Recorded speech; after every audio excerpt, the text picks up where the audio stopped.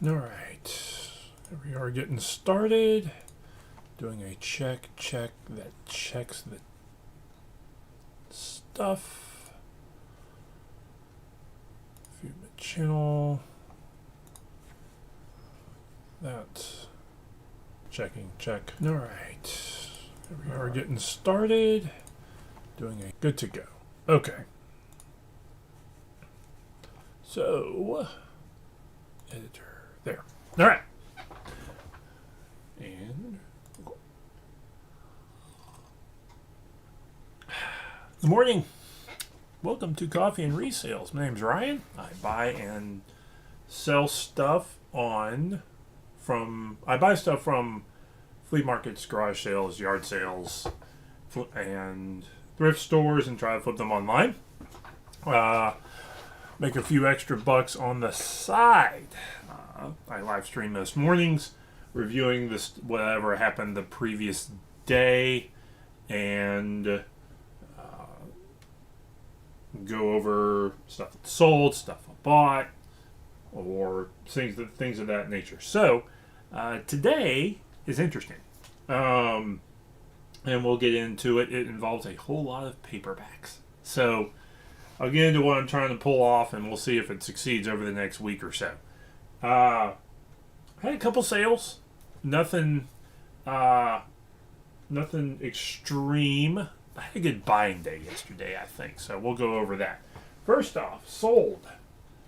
You see the stack of stuff behind me? This is a Trailbreaker transformer. It is a parts robot.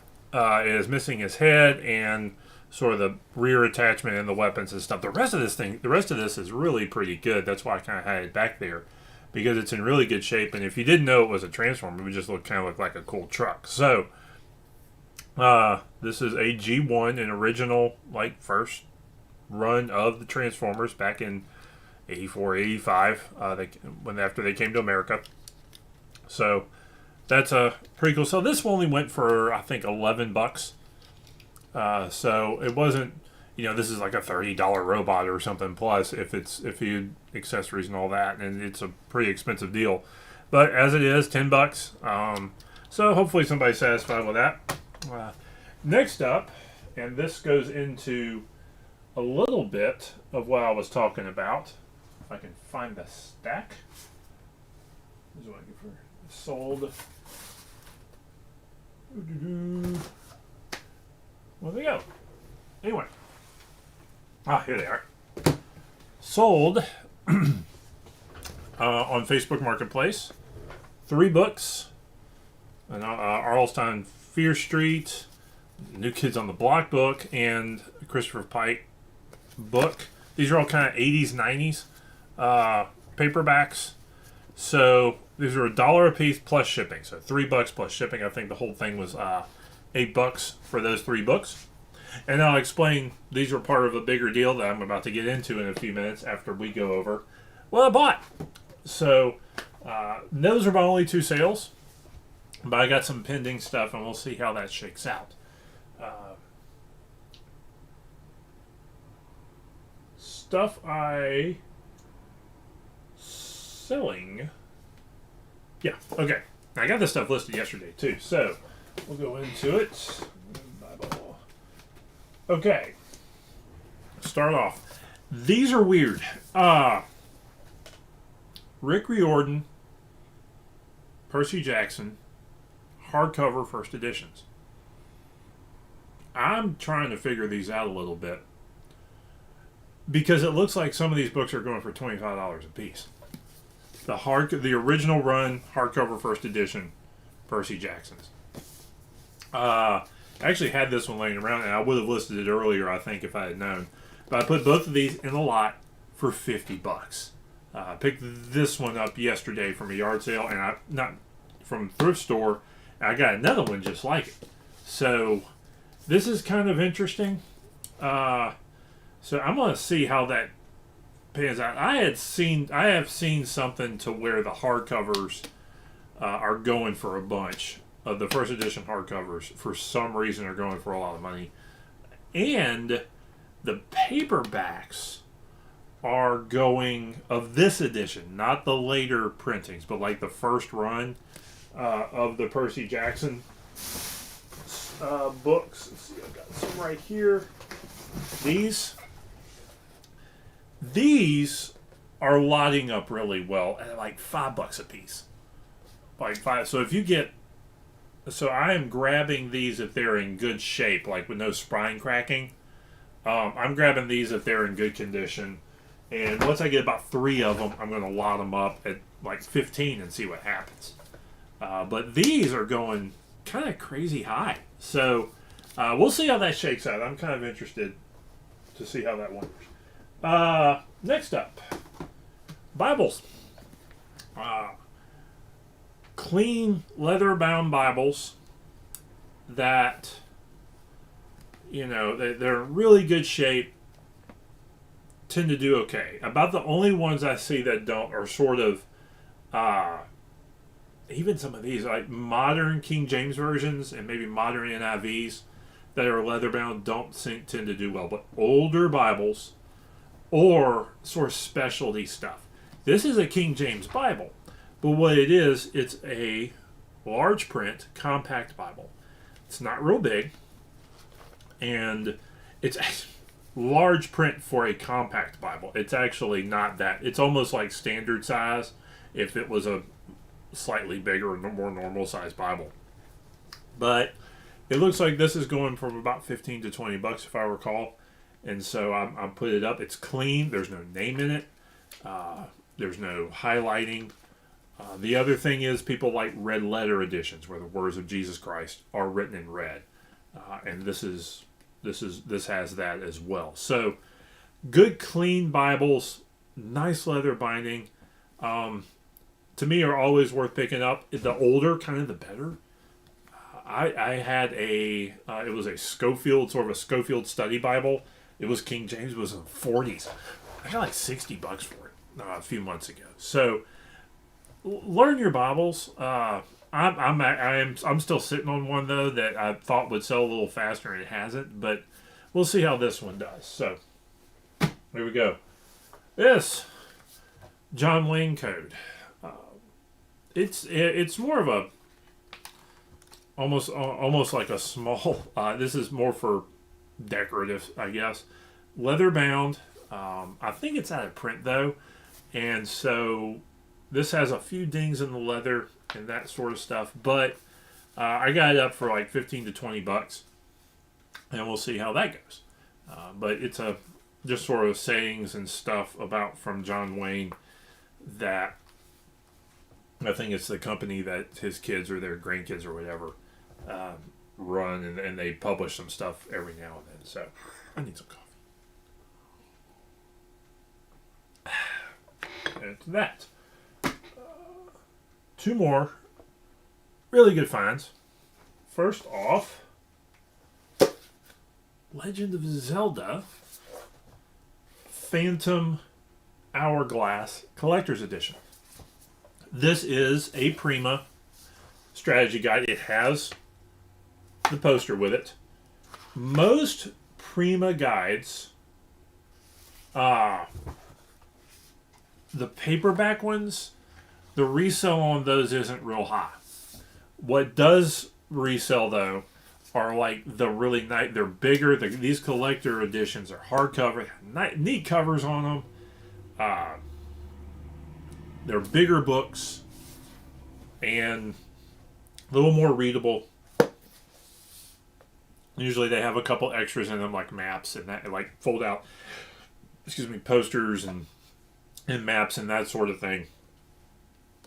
This one, I think I got up for about $50, give or take. So it was a real neat find. I didn't even look it up when I grabbed it. I saw Zelda on the cover, a hardcover Zelda. So I figured it was a strategy guide. It was a Prima, hardcover Prima guide, so I grabbed it. It's one of the surprising things that the other Prima guides tend not to do well, but I wonder if that's not like an internet influence where all this stuff is going to be on the internet somewhere. But there's still, if you're like me sometimes, you'd rather have it in a book where you can kind of sit right there and look at it and flip through a little bit rather than go back and forth on a computer screen and have that aggravate, or a phone and have that aggravation. It just didn't work well. Next up, I had to grab this. I don't think it's worth a ton, but this is a former church library book, The Imitation of Christ by Thomas A. Kempis. And this thing is from like the 30s or something along those lines. It's a little old, still well bound. Just a neat little old book. It has the church library marking on it. So I'm going to probably lock this up with some other stuff. Or I have some theology books. I'll put it in a stack with that, put it on Facebook, and see if I can get $5 to $10 for it. But it doesn't seem to be going much more than that on eBay if it sells. So, but it's a neat old book, and you know me, I can't pass up a whole lot of books pre-war. So, particularly religious ones. So, worth grabbing there. Finally, another hymnal. This one's a weird one. That is Hymns of Grace, and it is a primitive Baptist hymnal from 1968. So, you see right there, clean, no church on the front. I couldn't find this, particularly this particular edition, anywhere. So I found some other primitive Baptist hymnals and used those a little bit as a guide, but there really wasn't that many. So I'm going to start this at 50, and we're going to see what happens with it. It may be worth 10, but I doubt it. I think this is worth a little bit, partially because of its rarity. I did look on, I think, hymnody.org. There's a couple websites out there that take these old hymnals and list what is in them. And this was, I found this hymnal in that listing. But it's an actual old hymnal. Somebody donated a stash of them this past, not too long ago. Page folded up there. And so I've gotten, this is about the third hymnal this week, or over the past couple weeks that I've gotten out of Goodwill. So it was a neat find. And hymnals are the type of thing, they come in batches some days. And I've actually had a couple of instances where like a church donated stacks of old hymnals, cleared them out, sold them all every time. And they actually sell better that way because another church may need them. So if you come across stacks of hymnals, I would say for $1 or less, unless they're Baptist hymnals, or unless they're very specific editions or something like that, grab them, because you're going to be able to flip them. I'm a big believer in the hymnals because they've been pretty successful for me. So finally, paperbacks, 240 of them. I've let them build up way too much. Well, I was getting them really cheap, 10 to 25 cents a piece from a couple places, and I was grabbing mostly sci-fi and fantasy paperbacks, and I would keep some. I've kept a few, and I've sold a few, but not. And I've sold kind of enough to kind of pay for and make a little money off of what I sold. But I've just gotten way too many, and what I was hoping would happen was I would get enough to kind of get in a series or complete a series or get enough of one author that would be worth putting on eBay and reselling, and it kind of hadn't happened. And I've gotten caught up with some other stuff, and it's just not worth the while to do it at this point in time. So I put them all on Facebook at $1 a piece plus shipping. I'm in a few Facebook book groups, and the hope there is see if somebody dump at least some of them before I bring them back to the thrift stores. So that was my plan, and it's maybe turning out. I sold what I showed you earlier, the three books came out of that lot, and sold those pretty quickly. I've got another stack, what you saw in the picture, 11 books that I got picked out, and those will be sold hopefully tomorrow. It's one of those, hey, I need to get paid and I'll pay you. We'll see. Usually, about half the time that turns out. The other side is I got a Facebook message the other day of a guy wanting the rest of them. So like 200, I think I actually started like 206. After these are taken, I got 240 books that the guy wants all of them. We'll see how it works out.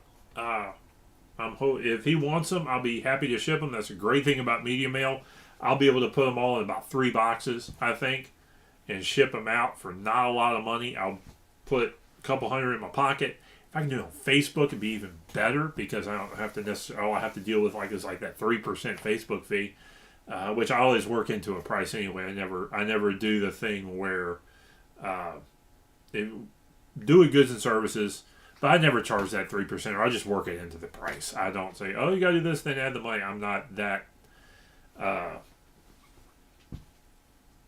not that particular about doing precise math with some of this sometimes, and it's never really burned me. So hopefully that'll come to fruition to one degree or another, and we'll see. So I've had a couple people reach out. I think I've had a couple guys like, where do you live? Because it's some of this stuff is not, they're dollar books. They're worth $1, $2, or $3, and they're worth it if you can come by and pick them out and pay me cash. But it's one of those weird worlds where shipping them doesn't make a whole lot of sense unless you buy enough in bulk to make it worthwhile. Otherwise, it's almost not worth dealing with. So we'll see how it goes. I'm going to try to get all those boxes of books out by the end of the year, one way or the other. So that may be. I wish I had half price books locally. That would be great. That would be a great place to dump them as well. But it's don't have it, so can't do it. I may run some of them through one of those scanning apps and see if some of them ping. But usually, if you have one of the scanning app that from one of those online places that buys your book, sell it online because it's worth about 3 times of what they're going to pay you, and so it's a good way to figure out what's actually just valuable and what's worth reselling. Sometimes I don't do a lot of scanning when I'm looking, unless I'm just looking stuff. I do the eBay scan when I'm looking stuff up there. So that is that lecture. So we will see how it shakes out long term, and I'll let you know if I sell 240 paperbacks and ship them out all at one time. I bet it's another reseller, and that's fine too. So like, comment, subscribe, leave some ideas if you got them.